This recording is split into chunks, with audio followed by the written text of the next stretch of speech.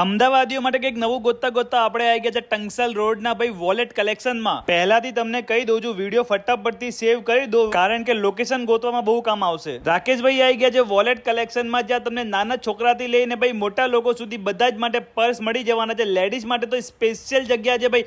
હોલસેલમાં લેવા હોય કે રિટેલમાં તમને એકદમ સસ્તા ભાવે ભાઈ એકદમ વ્યાજબી ભાવે અહીંયા પર્સ મળી જવાના છે.